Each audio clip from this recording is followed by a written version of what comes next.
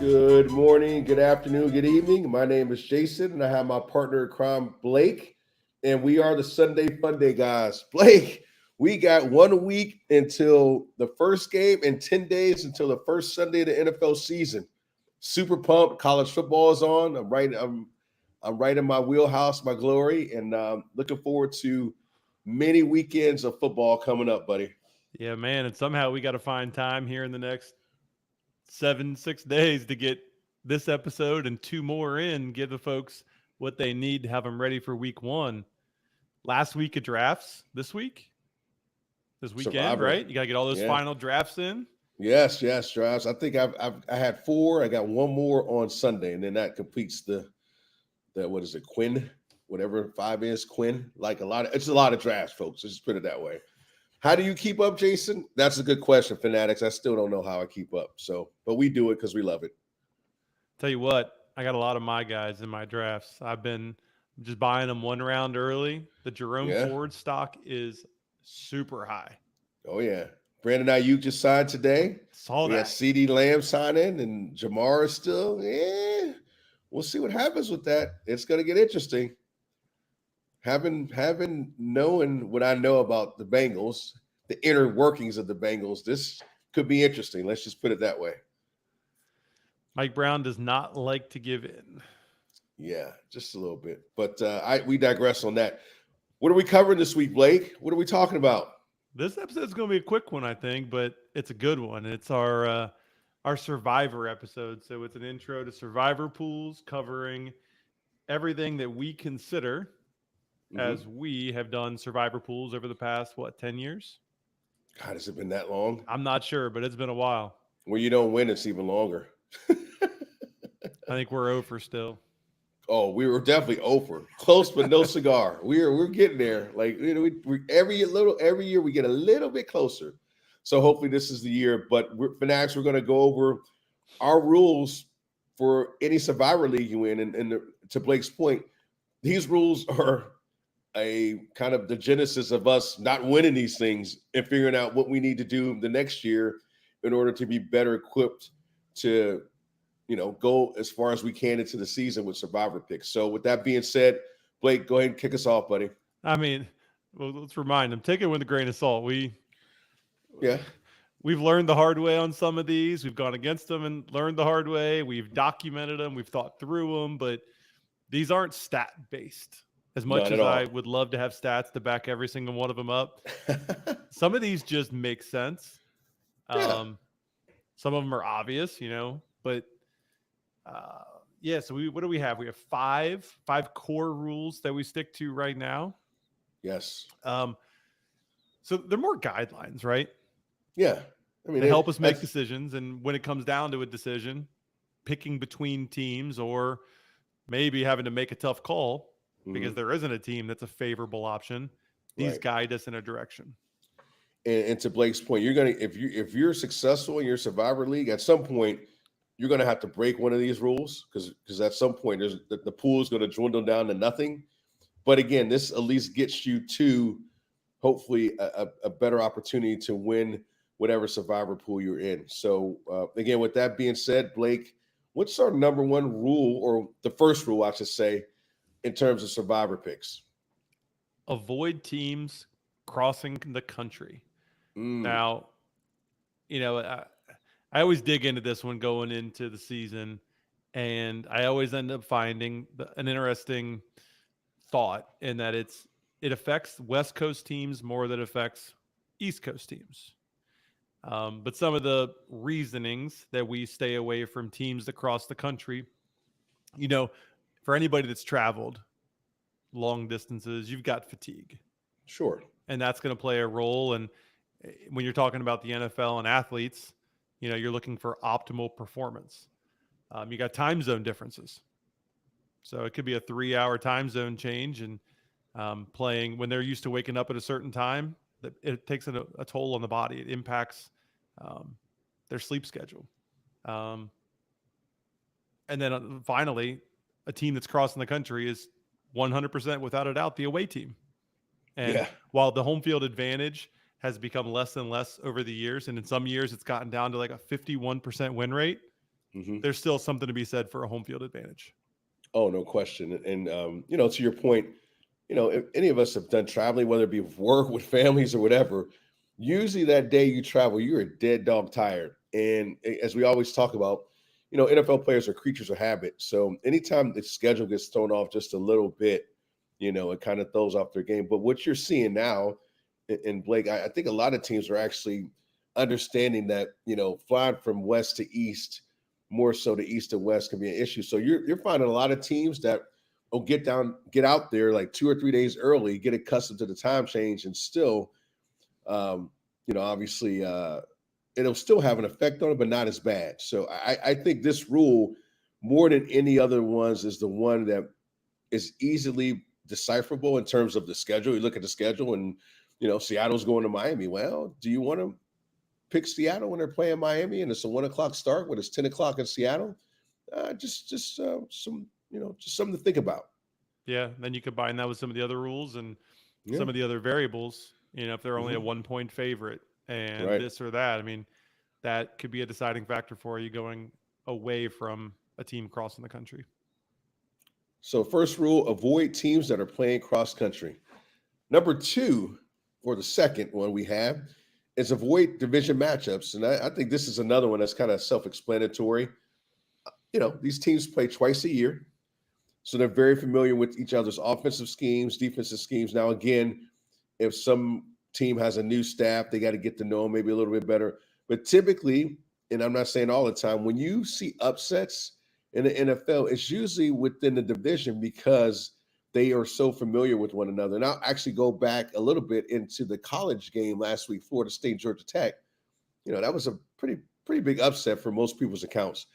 But Georgia Tech and Florida State play in the same conference. So it was not that unfathomable that Georgia Tech would beat Florida State. Neutral field, but they know each other's schemes and they know each other's game plans. So that same concept in the pros, when the Steelers are playing the Browns or the Steelers are playing the Ravens, you know what you're going to get.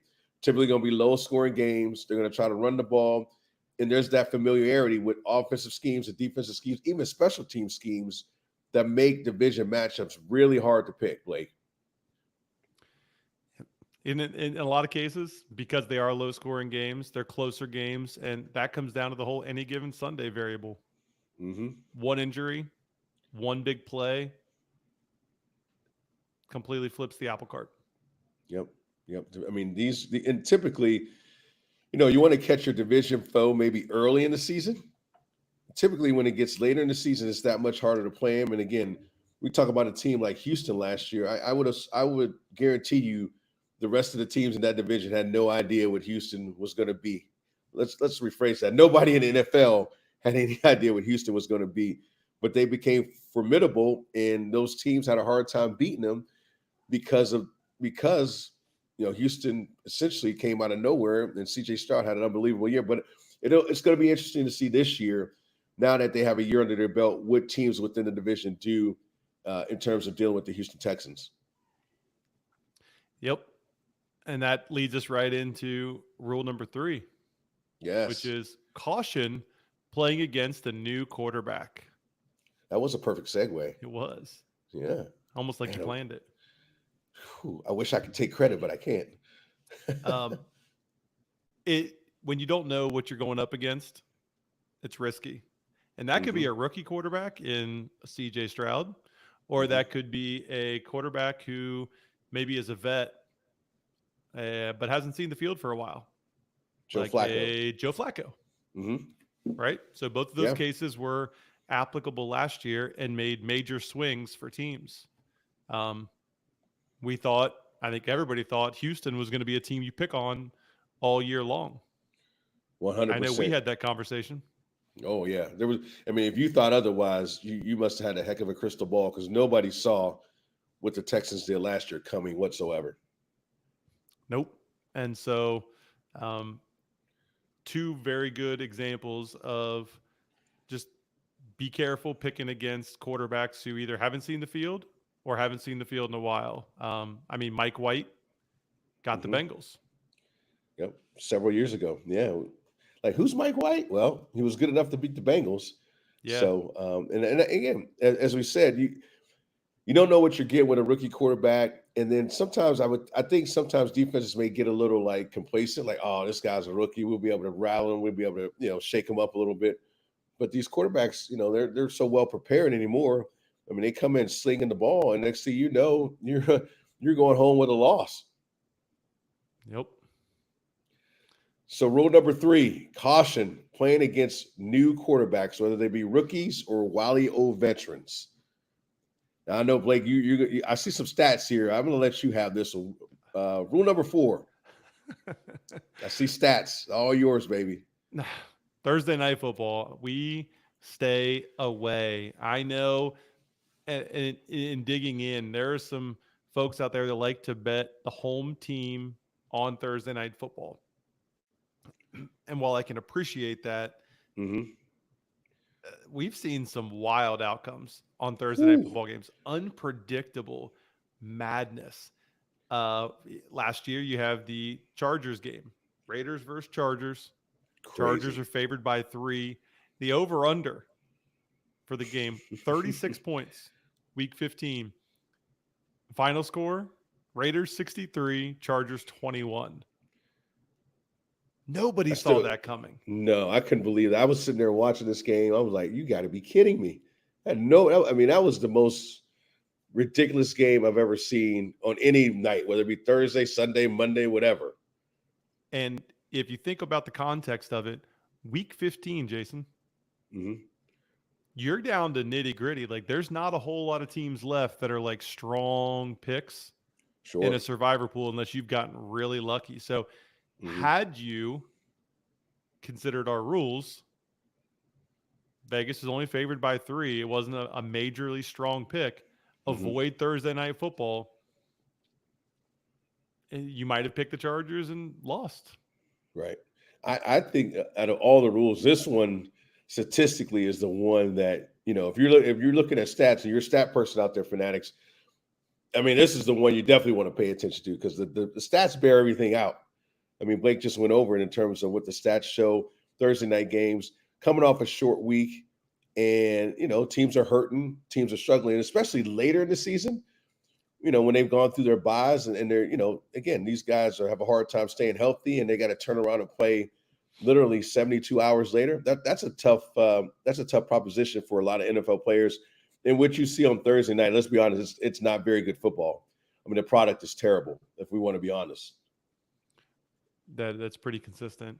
One other stat that I found in compiling numbers, looking at Thursday Night Football outcomes, last year alone, 2023, 30% of the favored teams lost. Wow. The favorite lost 30% of the Thursday Night Football games. That's an interesting stat. That's high. Ooh. Yeah. Yeah. It's almost a third. That's crazy. That is crazy. But again, it speaks to the fact that the product is just not going to be good. And again, typically, if you're on the road and you got to play a Thursday night game, it could be a struggle, even if you're at home. The fact is, you're coming off a short week. You don't have really a lot of time to prepare for yourself or the other team. So again, when you're watching Thursday night football games, you can distinctly tell the difference between that and a primetime Sunday or Monday night game where they're afforded a little bit more rest. But yeah, let's don't dig too much into that. I mean, our next one, and it's a perfect segue. Rule number 5 is caution picking teams that are playing on a short week. Yeah. So that could be coming off Monday Night Football. Right? So you can speak more to that because of your experience. Well, I mean, it's just simple. Like, you don't have enough time to prepare. You're hurting from the last game. If you've won, that's great, but you're still, licking your wounds from the last game. And if you lost, not only you're licking your wounds, but you're trying to get ready to play another game, a meaningful game, a game that, can mean something. Or even if it doesn't, you're still trying to get your body the rest it needs to play, and doing that on a short week. And you can ask any NFL player, and obviously we're not NFL players, but they will tell you, like, I would almost assure you that the majority of NFL players are not playing on Thursday night because it's a short week. Their bodies probably take at least 2 or 3 days to recover on a normal schedule. And you throw this in there, it's just a very difficult proposition for the players, and hence the reason again, you see what you see on Thursday night as compared to, a Sunday at 4:25 or a Sunday night game or a Monday night game when guys are afforded more rest. But we've had a couple examples. I mean, we had the Chargers and the Dolphins. Unfortunately, we got beat when Phillip Rivers threw a pick six, and they were coming off a short week, and that's what happened. And then Buffalo, Minnesota. Buffalo was favored by 16, one of the biggest spreads I've ever seen. And Blake and I were like, okay, surely this is a lot. Well, Fanatics, that was our last game in our survivor pool that year. That was it. That was it. So again, teams playing on a short week, distinct disadvantage, and it just doesn't bode well. So if you can avoid teams that are playing on a short week, that would obviously be in your best interest until you absolutely have to. At some point, as we always say, you're going to have to buck some of these rules and make a pick.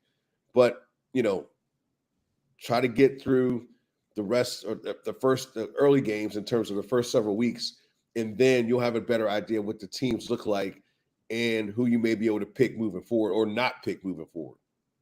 Yep, which kind of leads us to and that's not a rule, or a guideline, but it's our motto. Yeah. Which is survive in advance. You got to get through every single week, each week. And the first month is absolutely crucial. Crucial. You don't know what you don't know yet. You can have all the ideas in your head. You think the Texans are going to suck because of, look at their team last year, right? Right. They didn't have a running back. They had a rookie quarterback. They didn't have a solid wide receiver. Like, they were over. Mm-hmm. So you got to get through the weeks 1 through 6, and then you can have an understanding of what each team has, right? Yeah. I mean, it's like, again, we always talk about surviving advance, but it's almost like when you get to September, if you look at, I would imagine, like, if you looked at the stats and how many people get knocked out in September, it's a pretty big number because you're going into the season thinking Team A is going to be the same team that they were last year, where Team A might have lost a couple people, might have lost a coordinator, and might have lost this guy, that guy.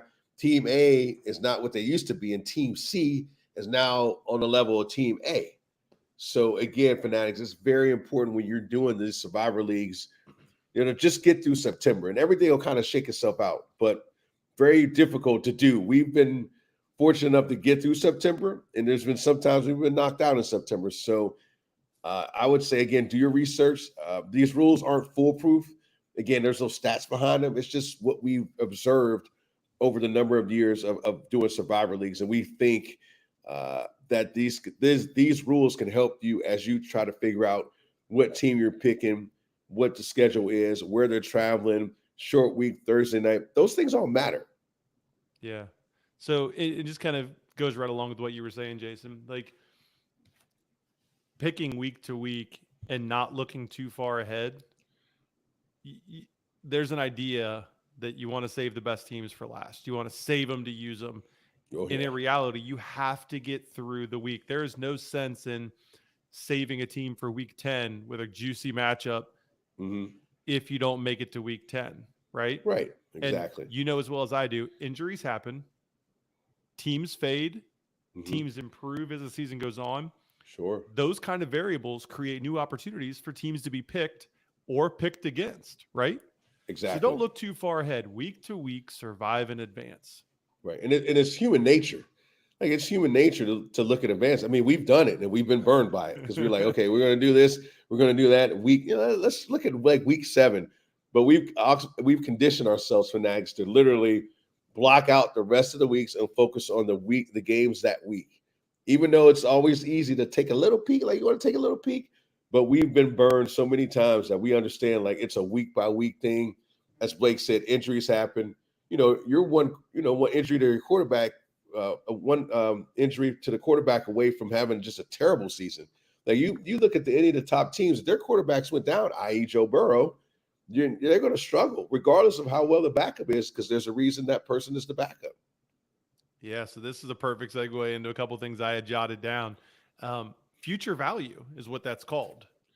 You look too far ahead and you're trying to figure out what you're looking at is future value. So one of the key indicators or one of the key terms you'll hear tossed around in the survivor world is future value. And that is a value that's determined by reviewing how many future games each team can win. So it may help you decide between, I think the way that it should be used, as opposed to, I should save this team. If you're stuck between 2 or 3 teams and everything else is good to go, pick the team with the low future value, right? Right. But that future value is depleted if you lose a Joe Burrow. The Bengals' future value tanks. Their number of projected win games plummets without their star quarterback. Go ahead. Now, I was going to say, do you have something to toss or include on the future value idea? No, I agree with you 100%. I mean, again, if you lose your quarterback, your future value plummets. And I don't care what team it is. It could be Tua in Miami. It could be Mahomes in Kansas City. It could be Josh Allen in Buffalo. I mean, we can go Hurts in Philly. We go on and on and on. But to your point, Blake, if that quarterback goes down, then, it becomes a bigger issue in terms of, okay, is this team going to be good enough to sustain any type of victories or get wins? And the answer is no, because again, there's a reason the backup's the backup. Yep, for sure. So another term that I had jotted down, pick popularity. Yes. That term, I mean, we're going to reference it throughout the season as we're talking weekly about who we're picking. Mm-hmm. This is the percentage of still alive entries that are projected to pick a certain team, each team, nationwide. So there's a school of thought where you want to pick a popular team because they're likely to win. But at the same time, if you can make a contrarian pick that has a low pick popularity, when that popular team wins or loses, it's a huge celebration. I mean, how many times have we been taking screenshots of all the percentage of picks and we're just like, please lose. Right. You're rooting for, the Denver Broncos to beat the Chiefs, knowing that's probably never going to happen. But hey, you never know. And then when you get that little red bar that says teams lose, you're like, whoo, man. Yep. Teams knocked out this week. Thank you, Denver Broncos. We appreciate you, Sean Payton. Thank you very much. The last term I jotted down is expected value. And that's just a measure that is a combination of both win odds and pick popularity. So my ideal scenario is a home favorite with a high expected value, meaning a low pick popularity and strong win odds, as well as a team that has low future value.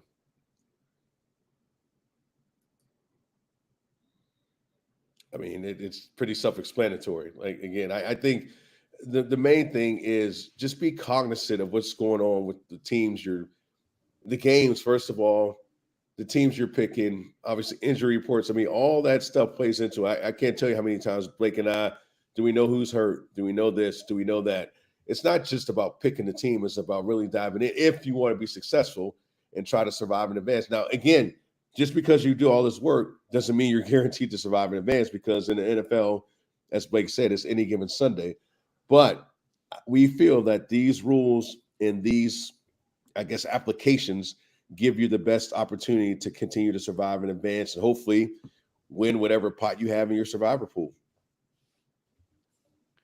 Yeah, man. All right. Well, I feel like that pretty much covers it. You think there's anything else we've failed to mention that might help the folks?